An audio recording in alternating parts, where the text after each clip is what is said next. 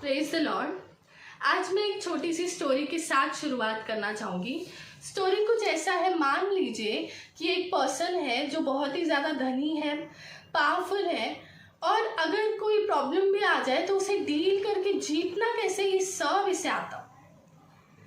अब इस पर्सन के 6 बेटे होते हैं। इसमें से जो ये बड़ा बेटा होता है वो अपने बाप के साथ बहुत ही ज़्यादा क्लोज होता है। इतना क्लोज होता है कि उसे पता होता है कि उसके बाप के पास प्रॉपर्टी कितनी है, वो चीज़ों के साथ कैसे डील करता है, और अगर ये रूठ भी जाए तो इसे मनाना कैसे। ये दोनों जो बेटे होते हैं वो भी अपने बाप के बारे में जानते हैं, पर वो अपने बड़े भाई के साथ ज़्यादा क्लोज होते हैं। बाकी 3 भी अपने बाप के बारे में जानते हैं, पर वो आपस में ही रहना पसंद करते हैं।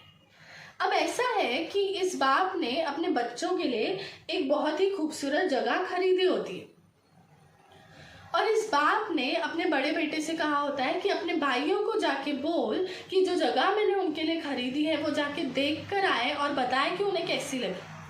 अब इस जगह की एक ही प्रॉब्लम होती है कि इस जगह को कुछ बॉडी बिल्डर टाइप लोगों ने घेर लिया होता है। तो अब ये 5 भाई मिलकर जाते हैं इकट्ठा इस जगह को देखने के लिए, और जब वो देखकर लौट कर आते हैं वो अपने बड़े भाई को बताते हैं कि उन्हें जगह कैसी लगी। उसमें से ये जो 3 भाई है वो अपने बड़े भाई से कहते हैं कि जगह बहुत अच्छी है, सब कुछ बहुत अच्छा है, पर वहाँ पे जो बॉडी बिल्डर टाइप लोग हैं अगर वो लड़ेंगे हमसे तो वो हमें मार डालेंगे, हमें वहाँ पे नहीं जाना है। पर ये दोनों जो भाई है वो अपने बड़े भाई से कहते हैं कि वो जगह बहुत अच्छी है, सब कुछ बहुत अच्छा है, और अगर वहाँ के लोग हमसे लड़ते भी हैं तो भी हम जीत जाएंगे, हम वहाँ पे सेटल हो सकते हैं। तो अब यहाँ पे क्वेश्चन ये आता है कि एक ही बाप के 5 बेटे हैं पर दोनों ने अलग अलग चीज बोली होती। ऐसा क्यों? ऐसा इसलिए होता है क्योंकि इनकी फेलोशिप, संगति, कंपनी अलग अलग होती है। अब मैंने आपसे शुरुआत में ही कहा था कि ये दोनों जो भाई है वो अपने बड़े भाई के साथ ज़्यादा क्लोज होते हैं, और इनका बड़ा भाई जो है अपने बाप के साथ ज़्यादा क्लोज होता है। तो जब ये तीनों भाई इकट्ठे बैठते होंगे तो इनका बड़ा भाई इन्हें बताता होगा कि इनका बाप प्रॉब्लम से कैसे लड़ता है, वो कैसे डील करता है, वो कितना पावरफुल है। पर ये तीनों भाई आपस में ही रहते। तो जब ये 5 इकट्ठे होकर एक ही जगह पर गए, एक ही प्रॉब्लम को देखा, तो इन तीनों ने ये देखा कि प्रॉब्लम जो है बहुत ज़्यादा बड़ी है। पर जब इन दोनों ने देखा, इन दोनों ने ये देखा कि ये प्रॉब्लम तो है पर इनके पीछे, इनके साथ जो बाप है वो ज़्यादा पावरफुल है। तो जब इनके साथ इनका बाप है तो कोई भी प्रॉब्लम क्यों ना हो वो जीत जाएंगे। इसलिए फेलोशिप जो है बहुत ही इम्पोर्टेंट होती है। ऐसा ही कुछ बाइबल की किताब गिनती की 13 और 14 चैप्टर में दिया हुआ है कि परमेश्वर ने इस्राएलियों को मिस्र से निकाला होता है और कनान ले जा रहा होता है। तो ऐसा है कि परमेश्वर ने मूसा से कहा होता है कि इस्राएलियों के 12 गोत्र में से 12 प्रधान को चुन ले और उनको बोल के जाके देख कर आए जो देश मैंने उनके लिए रखा है वो कैसा है। तो अब वो 12 के 12 लोग जाते हैं उस कनान देश को देखने के लिए, और देखकर लौट कर मूसा से कुछ ऐसा बोलते हैं। उसमें से जो 10 लोग होते हैं वो मूसा से बोलते हैं कि वो देश बहुत अच्छा है पर वहाँ के जो निवासी है वो बहुत ज़्यादा बलवान है, हम उनके साथ लड़ नहीं सकते, वो हमें निगल लेंगे। जबकि 2 गोत्र के 2 प्रधान जिनका नाम यहोशू और कालेब होता है, उन्होंने आकर मूसा को बोला होता है, सबको बोला होता है कि वो देश बहुत अच्छा है और वहाँ के लोग भले ही बलवान हैं लेकिन फिर भी परमेश्वर अगर हमारे साथ है, हमारे संग है, तो हम उसे डील कर लेंगे, हम जीत जाएंगे, हम वहाँ पे जा सकते हैं। तो अब बाकी सब 10 जो लोगों ने होता है उन्हें सब इस्राएलियों को बोला होता है कि वो लोग बहुत बलवान है तो वो हमें मार डालेंगे। तो वो सब डर जाते हैं और रोने लगते हैं। और अगर आप बाइबल पढ़े होता भी ऐसा ही है। जो 10 लोग और बाकी सब इस्राएली होते हैं वो जंगल में ही मर जाते हैं, और कनान देश जो है यहोशू और कालेब ही एक्वायर कर पाते हैं। ऐसा इसलिए होता है क्योंकि यहोशू और कालेब की जो संगति होती है वो मूसा के साथ होती है। अगर आप बाइबल पढ़े तो उसमें ऐसा दिया हुआ है कि मूसा जो है परमेश्वर से मिलने के लिए पहाड़ की चोटी पर जाता है, जबकि यहोशू पहाड़ के बीचों बीच मूसा का इंतजार करता है। तो मतलब यहोशू की संगति जो है वो मूसा के साथ थी, जिसकी संगति परमेश्वर के साथ थी। तो जब मूसा यहोशू के साथ बात करता होगा तो वो परमेश्वर के बारे में बात करता होगा, उसको बताता होगा वो कितना सामर्थी है, वो परमेश्वर के बारे में उससे बात करता होगा। तो इसलिए यहोशू को पता था कि परमेश्वर जो उन्हें मिस्र देश से निकालने आया है वो ज़्यादा सामर्थी है और इस प्रॉब्लम से हम डील कर पाएंगे और हम इसे एक्वायर कर पाएंगे। और ऐसा ही होता है, यहोशू और कालेब भी एक्वायर कर पाते हैं, उस प्रॉब्लम के साथ डील कर पाते हैं, जबकि बाकी सब लोग नहीं डील कर पाते। इसलिए फ्रेंडशिप, फेलोशिप, कंपनी बहुत ही ज़्यादा इम्पॉर्टेंट होती है हमारी लाइफ में। बाइबल की किताब पहला कुरिन्थियों 1:9 में ऐसा दिया हुआ है, परमेश्वर सच्चा है जिसने तुमको अपने पुत्र हमारे प्रभु यीशु मसीह की संगति में बुलाया है।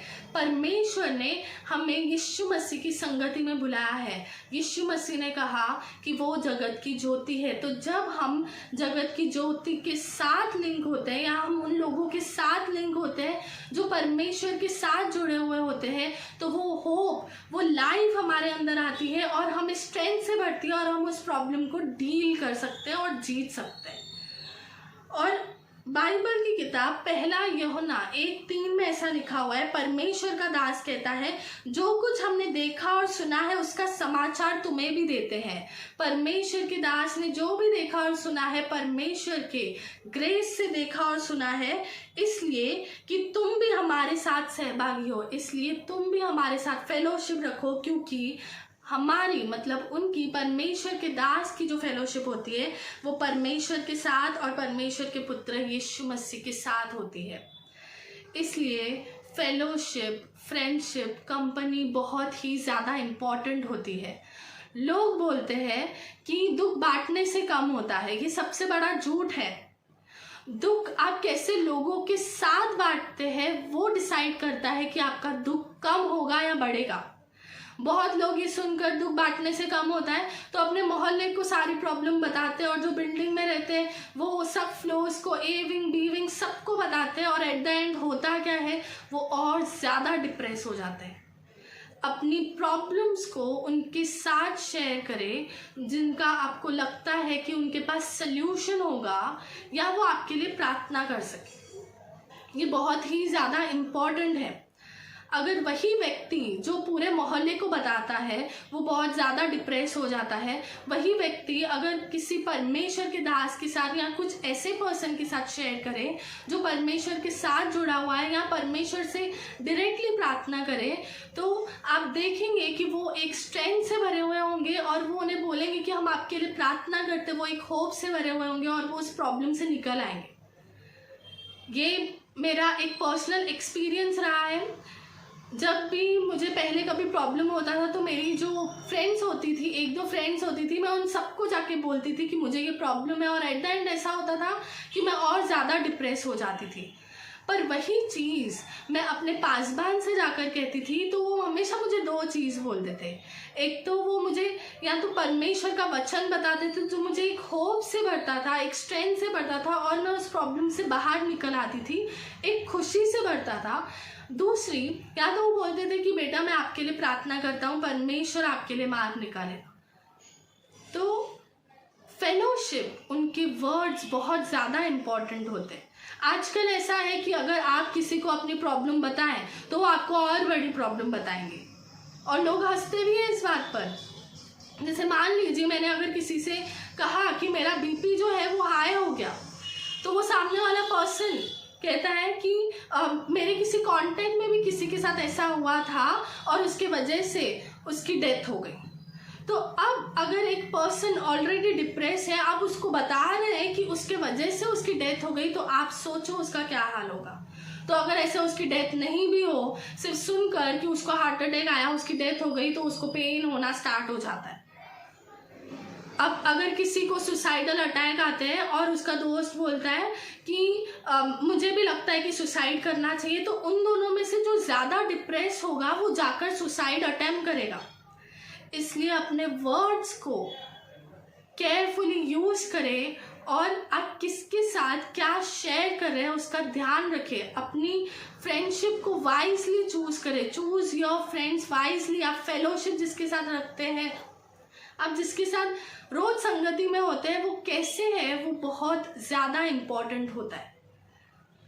अब रिसेंटली मैंने एक वीडियो देखा जिसमें कुछ ऐसा था कि एक लड़की बोलती है अपने पेरेंट्स के पास जाकर कि उसको डैंड्रफ का प्रॉब्लम है, और उसके पेरेंट्स ने कुछ तो बोला कि ट्रीटमेंट कराने के लिए। वो अपने बेस्ट फ्रेंड से बोलती है, तो वो उसको बोलती है कि तुझे कैंसर हो सकता है, और वो चीज़ उस टाइम पे हंसाने के लिए ठीक है, पर अगर वो पर्सन लिटरली डिप्रेस है